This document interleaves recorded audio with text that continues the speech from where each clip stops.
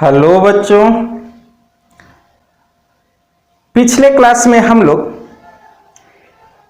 Henry law समझ चुके थे।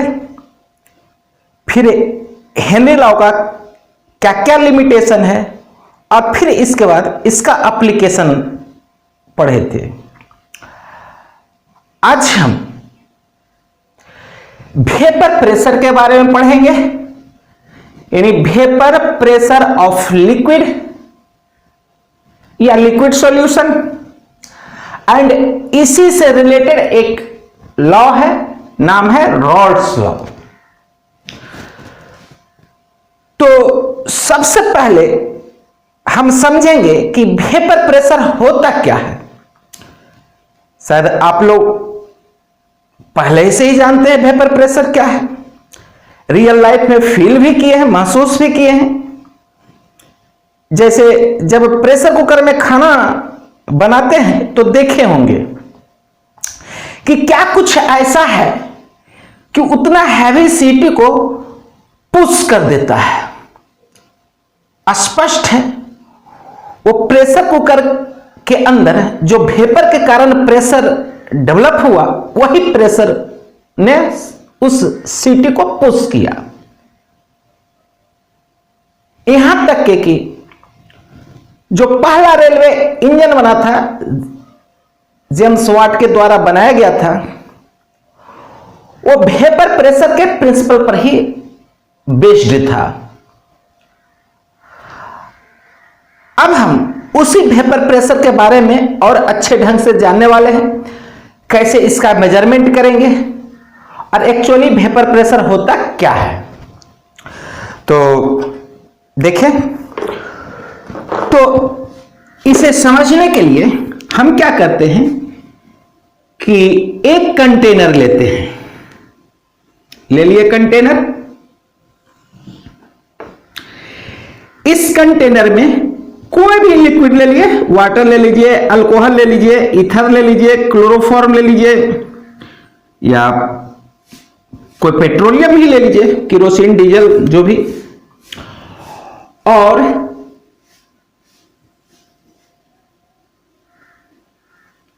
इसमें एक पिस्टन लगा दिए। एयर टाइट पिस्टन है, इसलिए कि इसके द्वारा जो वेपर बने वो बाहर ना जाए, इसी के अंदर रहे। और कुछ टेम्परेचर ले लिए जिस पर कि ये वेपर बन सके। ठीक, आप देखे होंगे कि ऐसा नहीं है कि लिक्विड को जो ही हिट किए और अचानक से वेपर में कन्वर्ट हो गया, ऐसा नहीं होता है। क्या देखेंगे, स्टार्टिंग में, शुरू में धीरे धीरे जस्ट वेपर बनते दिखेगा। फिर और कुछ समय के बाद प्रेशर और रफ्तार से और तेजी से बनेगा। फिर और कुछ समय के बाद रेट ऑफ इवापोरेशन और फास्ट होगा, और तेजी से होगा, और तेजी से होगा। यानी समय के साथ वेपर प्रेशर बढ़ते जा रहा है, बढ़ते जा रहा है। यानी वेपर जो डेवलप हो रहा है उसके कारण जो प्रेशर समय के साथ बढ़ते ही जा रहा है। आखिर कहां तक बढ़ेगा ये, तो इसका भी एक लिमिट है। एक समय ऐसा निश्चित आएगा कि जितना वेपर प्रेशर बढ़ना था उतना ये बढ़ चुका, उतना ये वेपर प्रेशर बढ़ चुका। अब इसके बाद क्या होगा कि फिर से वो जो इसके बाद एक्स्ट्रा अमाउंट वेपर में कन्वर्ट हुआ था वो फिर से लिक्विड में वापस आने लगेगा। यानी इधर हम क्या देखें कि सिर्फ और सिर्फ फर्स्ट स्टेट में लिक्विड से वेपर में ही कन्वर्ट हो रहा है, लेकिन बाद में एक ऐसा सिचुएशन पर पहुंचा जहां की लिक्विड वेपर में भी कन्वर्ट हो रहा था अब फिर वेपर कंडेंस्ड होकर के लिक्विड में कन्वर्ट हो रहा था। और ऐसा कंडीशन, ऐसा स्टेट, जिस स्टेट में rate of evaporation equal to rate of condensation हो जाए, यानी जितना अमाउंट लिक्विड का वेपर में कन्वर्ट हो रहा है अब फिर पुनः उतना ही वेपर का अमाउंट लिक्विड में कन्वर्ट हो जाए, तो इस स्टेट को कहेंगे इक्विलिब्रियम स्टेट। Equilibrium state. और इस स्टेट पर जो वेपर के कारण प्रेशर आप मेजर करेंगे उसी वेपर प्रेशर को कहेंगे इक्विलिब्रियम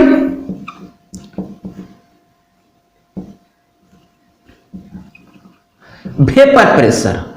और इसी इक्विलिब्रियम वेपर प्रेशर को ही हम वेपर प्रेशर कहते हैं, क्योंकि शुरू में तो वेपर प्रेशर का वैल्यू वैरी कर रहा था, इंक्रीज कर रहा था, करते करते एक सर्टेन फिक्स वैल्यू पर पहुंच गया, यानी यहां पर वेपर प्रेशर का वैल्यू फिक्स हो गया, यानी इक्विलिब्रियम स्टेट में।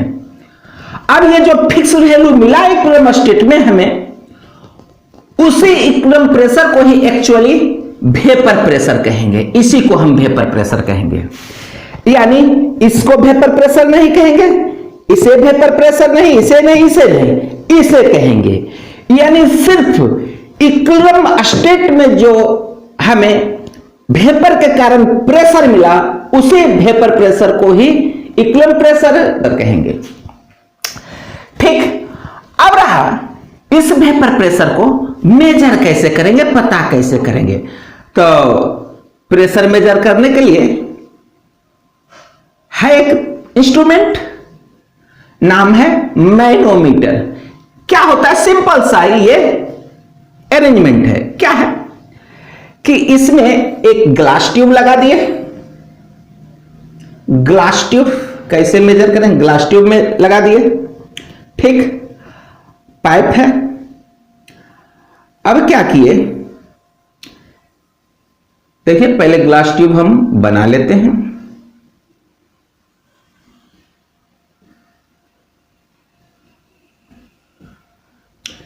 चलिए, ये ग्लास ट्यूब बन गया, ये ग्लास ट्यूब बन गया। अब क्या करते हैं कि इसमें मरकरी डाल देते हैं, Hg पारा, मरकरी डाल दिए। अब है क्या, कुछ इस रीडिंग को देखेंगे, इसमें कुछ पहले ही से रीडिंग दिया हुआ है। इसी रीडिंग को देख करके वेपर प्रेशर पता करने वाले हैं कि कितना होगा, कितना है। ठीक, ये अब स्वाभाविक है ये वेपर पास करेगा इस ट्यूब से, जिसके कारण कि प्रेशर भी होगा। फिर यही प्रेशर इस मरकरी कॉलम पर प्रेशर एग्जर्ट करेगा, लगाएगा प्रेशर, जिस प्रेशर के कारण ये मरकरी नीचे जाएगा और इधर ये जितना नीचे गया उतना फिर ये ऊपर भी आएगा, ये मरकरी ऊपर आएगा। जितना ज्यादा प्रेशर होगा उतना ज्यादा इस साइड में मरकरी ऊपर आएगा। अब यहां रीडिंग दिया हुआ है, तो पहले तो मरकरी लेवल धीरे धीरे धीरे धीरे बढ़ते जा रहा था। जैसे जैसे वेपर प्रेशर बढ़ रहा था उसी तरह से इस मरकरी कॉलम का हाइट बढ़ते जा रहा था, बढ़ते जा रहा था। बढ़ते बढ़ते एक ऐसा सिचुएशन आया कि फिक्स हो गया। अब इसके बाद ये मरकरी हाइट का जो मरकरी कॉलम का जो हाइट है ये बढ़ नहीं रहा है, ये फिक्स हो गया। मतलब वहां फिक्स हो गया, ये स्पष्ट समझ जाएंगे कि ये वेपर प्रेशर जो है इक्विलिब्रियम पकड़ लिया, और इसी को कह देंगे इक्विलिब्रियम वेपर प्रेशर या वेपर प्रेशर, इसी को कहेंगे इक्विलिब्रियम स्टेट वाले को ही। अब ये वेपर प्रेशर इससे ज्यादा बढ़ने वाला नहीं है इस टेम्परेचर पर, चाहे इसको दिन भर हम रखे रहे बस यही रहेगा वेपर प्रेशर इस टेम्परेचर पर। हां, बदल सकता है वेपर प्रेशर, एक ही कंडीशन जब टेम्परेचर बदल दें। तो फिक्स टेम्परेचर पर इस किसी भी लिक्विड का वेपर प्रेशर वो फिक्स्ड होता है, यानी इक्विलिब्रियम वेपर प्रेशर, और इस तरह से ये मेजर करते हैं। तो अगर कहा जाए कि क्या होता है वेपर प्रेशर, कैसे इसे डिफाइन करेंगे, तो स्पष्ट है कि किसी लिक्विड के द्वारा किसी खास टेम्परेचर पर जो इक्विलिब्रियम वेपर प्रेशर डेवलप किया जाता है, और वही इक्विलिब्रियम वेपर प्रेशर को ही क्या कहते हैं, वेपर प्रेशर, ना कि इसके पहले वाला ये सब जो इक्विलिब्रियम में नहीं है। ठीक, अब अगर इसे लिखना चाहते हैं तो लिख लीजिए क्या होता है वेपर प्रेशर। चलिए बोलते हैं, तो लिखेंगे it is pressure developed by the vapours of liquid at particular temperature in equilibrium state. ठीक, और फिर से एक बार बोल देते हैं इक्विलिब्रियम स्टेट है क्या, यानी वैसा सिचुएशन, वैसा स्टेट जिस स्टेट पर रेट ऑफ इवापोरेशन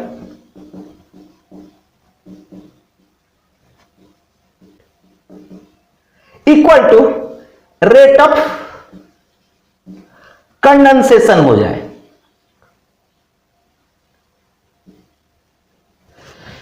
इवापोरेशन और कंडेंसेशन का रेट हो जाए, यानी इक्विलिब्रियम स्टेट में क्या होता है, यही, यानी rate of evaporation equal to rate of condensation. ठीक, इसी को इक्विलिब्रियम स्टेट, और इसी स्टेट में जो प्रेशर मिलता है इक्विलिब्रियम वेपर प्रेशर, और इसी को फाइनली हम वेपर प्रेशर कहते हैं। ठीक, अब इसके बाद हम जानेंगे कि कौन कौन सा वैसा फैक्टर है जो कि इस वेपर प्रेशर को प्रभावित करता है, जिस पर कि यह वेपर प्रेशर डिपेंड्स करता है। तो 3 फैक्टर बताएंगे इंपॉर्टेंट। तो चलिए, इसमें सबसे पहला फैक्टर है फैक्टर 1, नेचर ऑफ लिक्विड, यानी जो लिक्विड लिए हैं इसका नेचर क्या है। हम वाटर लिए हैं कि अल्कोहल लिए हैं कि ईथर लिए हैं, क्या लिए हैं, तो देखेंगे अलग अलग लिक्विड सेम टेम्परेचर पर ही अलग अलग वेपर प्रेशर डेवलप करेगा। वो कैसे, क्यों, समझेंगे। जैसे हम वाटर लिए, H2O लिए लिक्विड, HCl में लिए मान लिया लिक्विड, मान लिया पेंटेन लिए C5 डेवलप, H12 ये भी लिक्विड ही फॉर्म में लिए।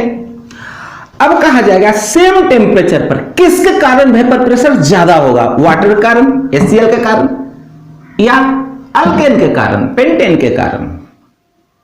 बस एक बात का ध्यान रखना है, कुछ भी दे दे अब बता देंगे, क्या है, इंटरमोलिकुलर इंटरेक्शन पर ध्यान देना। किसके मॉलिक्यूल के बीच में इंटरेक्शन ज्यादा है, इंटरेक्शन ज्यादा वेपर प्रेशर कम।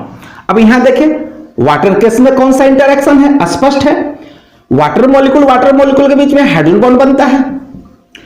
फिर यानी क्यों, पोलर है, डेल्टा माइनस ऑक्सीजन पर हाइड्रोजन पर डेल्टा प्लस डेल्टा माइनस। और जानते हैं कि जब 2 हाईली इलेक्ट्रोनेगेटिव एलिमेंट के बीच में हाइड्रोजन आ जाता है तो हाइड्रोजन बॉन्ड बनता ही है, यानी ये दोनों के बीच में हाइड्रोजन बॉन्ड बन रहा है। HCl देखिए कौन सा इंटरेक्शन लग रहा है, HCl, क्लोरीन इलेक्ट्रोनेगेटिव है, डेल्टा प्लस डेल्टा माइनस, यहां भी इंटरेक्शन लग रहा है, लेकिन हाइड्रोजन बॉन्ड यहां नहीं बन रहा है। ये दोनों के बीच में जो इंटरेक्शन लग रहा है उसको कहेंगे डायपोल डायपोल इंटरैक्शन। ठीक, ये था hydrogen bond, dipole dipole interaction. Hydrocarbon यानी पेंटेन, ये नन पोलर कंपाउंड है, नन पोलर कंपाउंड, और नन पोलर कंपाउंड के बीच में बहुत ही वीक इंटरैक्शन लगता है जिसका नाम है वंडर वाल इंटरैक्शन। अब देखिए, जैसे जैसे इधर से इधर जा रहे हैं, force of inter molecular interaction decreases. अब फोर्स ऑफ इंटरैक्शन घटेगा, यानी इतना सारे में मोस्ट लूजली हेल्ड मॉलिक्यूल कौन है, ये है। अब हल्का से गर्म करेंगे तो ये मॉलिक्यूल तो इसके पकड़ में कम है, तुरंत एस्केप कर जाएगा, लिक्विड से तुरंत वेपर में चला जाएगा। उससे ज्यादा इंटरैक्शन इसमें है, गर्म करेंगे जाना चाहेगा, लेकिन इसको कस के पकड़े हुए है, कह रहा है जाने नहीं देंगे वेपर पेज में, यानी एक दूसरे से इंटरैक्शन में ज्यादा है, इसलिए इसके कारण वेपर प्रेशर कम होगा। यहां देखिए, इसका तो और सबसे ज्यादा इंटरैक्शन है, वाटर मॉलिक्यूल लिक्विड से वेपर में जाना चाहेगा, इंटरैक्शन ज्यादा रहने के कारण मान लीजिए भागना चाह रहा है ऊपर वेपर में, और इसको लिक्विड में पकड़ कर रखना चाह रहा है, इस तरह से चारों तरफ से इसका इंटरैक्शन होगा, चारों तरफ से रोक के रखेगा। इसलिए जिस तरह से ये आसानी से वेपर फेज में आ गया, उतना आसानी से ये नहीं होगा। तो क्या होगा, force of intermolecular interaction, then vapour pressure increases at the same temperature। तो यहां देखिए नेचर ऑफ लिक्विड, तो नेचर ऑफ लिक्विड में एक ही बात का ध्यान रखिएगा कि इंटरैक्शन जो मॉलिक्यूल से मॉलिक्यूल के बीच में हो रहा है वो कैसा है। तो इंटरैक्शन ज्यादा तो वेपर प्रेशर कम, इंटरैक्शन कम तो वेपर प्रेशर ज्यादा, यानी सेम टेम्परेचर पर इसमें सबसे ज्यादा वेपर प्रेशर मिलेगा, इसमें उससे कम मिलेगा, और सबसे कम वेपर प्रेशर इस केस में मिलेगा क्योंकि इंटरैक्शन सबसे ज्यादा है। अब नेक्स्ट देखेंगे इफेक्ट ऑफ टेम्परेचर, दूसरा। तो बस ये तो बहुत कॉमन सी बात है कि जितना टेम्परेचर देंगे, जितना गर्म करेंगे, हीट देंगे, उतना ज्यादा वेपर प्रेशर होगा। तो दूसरा है इफेक्ट ऑफ टेम्परेचर। क्यों, तो देखें effect of temperature, effect of temperature.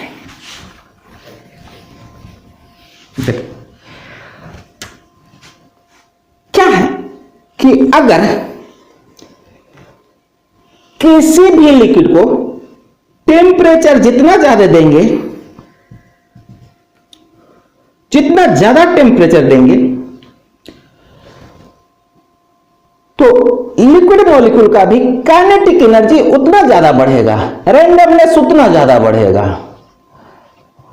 और जितना ज्यादा रैंडमनेस होगा वो उतना ज्यादा से ज्यादा एस्केप कर जाएगा वेपर फेज में, उतना ज्यादा एस्केप करेगा। यानी जितना गर्म करेंगे रैंडमनेस लिक्विड मॉलिक्यूल का बढ़ेगा, यानी मॉलिक्यूलर काइनेटिक एनर्जी बढ़ेगा, और रेट ऑफ इवेपोरेशन भी बढ़ेगा। मतलब टेम्परेचर जितना ज्यादा वेपर प्रेशर उतना ज्यादा। इसी का एक एक्सप्रेशन दिया गया है, एक इक्वेशन है, नाम है उसका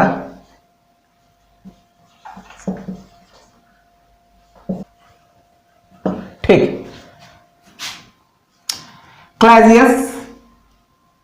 क्लैपियन इक्वेशन। ठीक, इक्वेशन क्या है ये?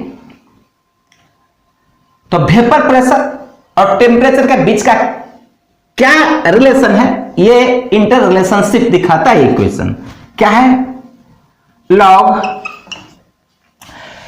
P2 by P1 equal to change या इंथैल्पी ऑफ वेपराइजेशन, यानी उस लिक्विड का इंथैल्पी ऑफ वेपराइजेशन क्या है, बाय 2.303 R इंटू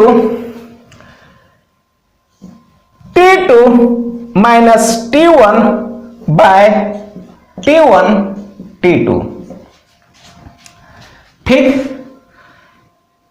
इसका डेरिवेशन नहीं पढ़ना है, ये इक्वेशन को सिर्फ ध्यान में रखना है।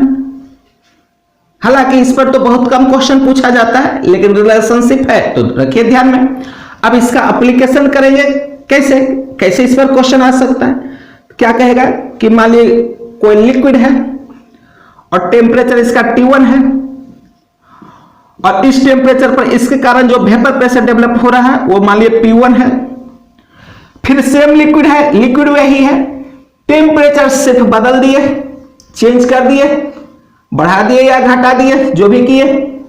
मान लीजिए टेम्परेचर T2 है और इस T2 टेम्परेचर पर सेम लिक्विड का वेपर प्रेशर P2 है। अब क्या है कि अगर हमें P1 पता है, P1 पता है, P2 पता है, तो P2 क्या होगा हम इस इक्वेशन के हेल्प से कैलकुलेट कर लेंगे। मान लीजिए P2 पूछा जा रहा है, P1 तो पता है, ये पता है, T1 पता है, T2 पता है, सब पता है। ये कांस्टेंट ही है, ये गैस कांस्टेंट है। और इंथैल्पी ऑफ वेपराइजेशन भी क्या होता है, पार्टिकुलर लिक्विड के लिए फिक्स होता है, वो बदलता नहीं है, कांस्टेंट ही होता है। और इस तरह से निकालिए। अगर हमें P1 दिया हुआ है, P2 दिया हुआ है, T1 दिया हुआ है तो T2 निकाल लेंगे। अगर हमको P1, P2, T1, T2 सब दिया हुआ है तो इंथैल्पी ऑफ वेपराइजेशन कैलकुलेट कर लेंगे, और इस तरह से न्यूमेरिकल्स में इसका एप्लीकेशन होगा। अब थर्ड क्या है, effect of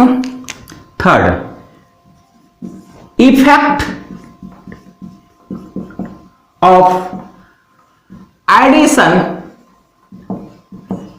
of non volatile solute. Non volatile solute क्या है, वैसा सॉल्यूट जिसे कि लिक्विड में डिजोल्व करें तो लिक्विड तो वेपर में आए, लेकिन यह सॉल्यूट वेपर फेज में नहीं आए, वो लिक्विड के अंदर ही रहे, चाहे कितनों हीट करें कितनों गर्म करें। ठीक, और इसी कहेंगे नॉन वोलेटाइल सॉल्यूट। तो देखिए यहां पर क्या है, देखिए तो एक सवाल है सबसे पहला, जो कि आपके एक्सपीरियंस पर आधारित है। मान लिए एक कंटेनर है, इसमें 100% प्योर वाटर लिए, 100% प्योर वाटर, जिसका टेम्परेचर दे दिए 100 डिग्री सेल्सियस,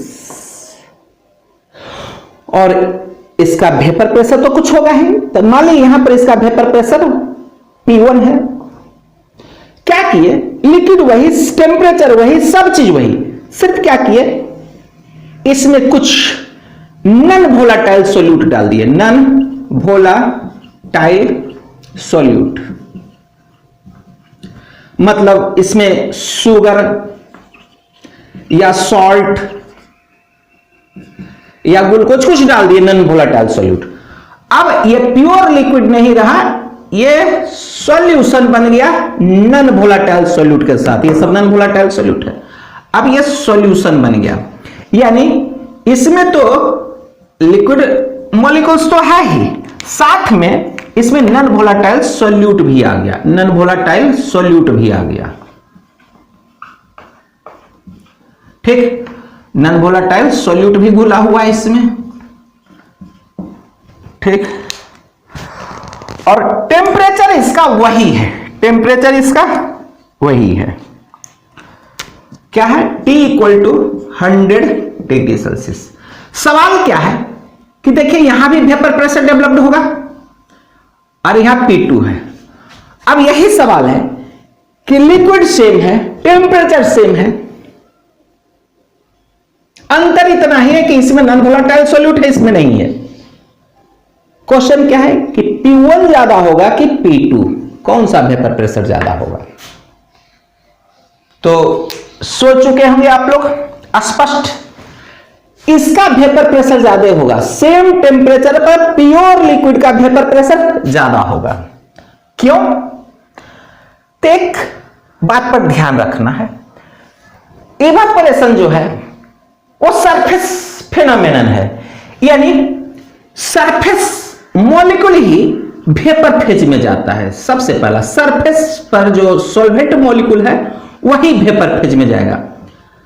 कहिएगा कि अंदर वाला मॉलिक्यूल क्यों नहीं जाएगा वेपर फेज में, सिर्फ सरफेस मॉलिक्यूल ही वेपर फेज में क्यों जाएगा? बात है कि जो सरफेस पर मॉलिक्यूल है, सेम मॉलिक्यूल है वाटर मॉलिक्यूल, उसमें इंटरमॉलिक्यूलर इंटरेक्शन कम हो रहा है, लेकिन जो इसके नीचे है, नीचे वाले मॉलिक्यूल के केस में इंटरेक्शन ज्यादा होता है। यहां समझ लीजिए, और यही कारण है कि सरफेस मॉलिक्यूल्स जो है आसानी से वेपर फेज में आ जाता है, उसका एवेपोरेशन आसानी से हो जाता है। क्यों? तो देखिए, तो मान लीजिए जो नीचे में मॉलिक्यूल है ये है, तो इस पर इसके कारण भी इंटरेक्शन हो रहा है, इस मॉलिक्यूल के कारण भी इंटरेक्शन हो रहा है, तो जितना उधर फोर्स उतना इधर कैंसिल। ठीक, या ऐसे यानी कह सकते इस पर चारों तरफ से इंटरेक्शन हो रहा है, चारों तरफ से होल्ड किए हुए हैं, चलिए चारों तरफ से ये होल्ड किए हुए हैं, ये यानी इस मॉलिक्यूल पर चारों तरफ से यूनिफॉर्म इंटरेक्शन लग रहा है। लेकिन सरफेस पर देखिए क्या है, सरफेस पर जो मॉलिक्यूल है, चलिए इधर इंटरेक्शन लगा, इधर इंटरेक्शन लगा, चलिए इसके नीचे ये इंटरेक्शन लगा है, ये इंटरेक्शन लगा है। अब वो कंपैरिजन करें इस मॉलिक्यूल पर इंटरेक्शन का और सरफेस पर उसके इंटरेक्शन का, तो स्वाभाविक है कि इस पर इंटरेक्शन कम है, इसलिए आसानी से वेपर में कन्वर्ट हो जाएगा, और इसलिए इवेपोरेशन जो है सरफेस फिनोमेनन है। अब देखिए, देखें कि भाई इससे तो वेपर प्रेशर पर क्या इफेक्ट पड़ेगा, यहां भी तो सरफेस पर लिक्विड है, यहां भी है और वहां भी है, तो फिर यहां वेपर प्रेशर ज्यादा क्यों होगा? तो देखिए, पहले यहां देखें, ये नॉन वोलेटाइल जो सॉल्यूट मॉलिक्यूल है वेपर में तो जा नहीं रहा है, लेकिन इसके रहने से सॉल्वेंट मॉलिक्यूल्स का सरफेस पर जो संख्या है, नंबर है, वो कम हो गया है, यानी number of solvent molecules per unit surface area वो कम हो गया है, क्योंकि उस एरिया पर सॉल्यूट का भी आ गया जो कि वेपर में जाएगा नहीं, वेपर में तो ये सिर्फ जा सकता है, ये जा सकता है, ये जा सकता है, ये कम हो गया, यानी वेपर में आने से ये सॉल्यूट मॉलिक्यूल रोक दिया, क्योंकि उसके एरिया को ये कवर कर चुका है और सॉल्यूट मॉलिक्यूल तो वेपर में जाएगा नहीं। यहां क्या है, सरफेस पर सिर्फ और सिर्फ सॉल्वेंट मॉलिक्यूल ही है, सॉल्यूट तो है यहां नहीं। आजादी के साथ जो है सरफेस पर सब जा सकता है, वेपर फेज में सब जा सकता है, और इसलिए प्योर लिक्विड के केस में rate of evaporation same temperature पर ज्यादा होगा, इसलिए इसका वेपर प्रेशर क्या होगा, ज्यादा होगा। और जब नॉन वोलेटाइल सॉल्यूट डाल देंगे तो इसके सरफेस एरिया को नॉन वोलेटाइल सॉल्यूट कवर कर देगा और सॉल्वेंट मॉलिक्यूल को कम कर देगा एस्केप होने से, वेपर फेज में जाने से। तो इस तरह से effect of non volatile solute भी देख लिए क्या होता है, और इसका जो कॉन्सेप्ट है, जो डेप्थ है, वो सिर्फ ध्यान में रखना है इसको। अब आगे इसी के बाद शुरू होता है रॉल्स लॉ। तो अब हम रॉल्स लॉ शुरू कर रहे हैं। ठीक,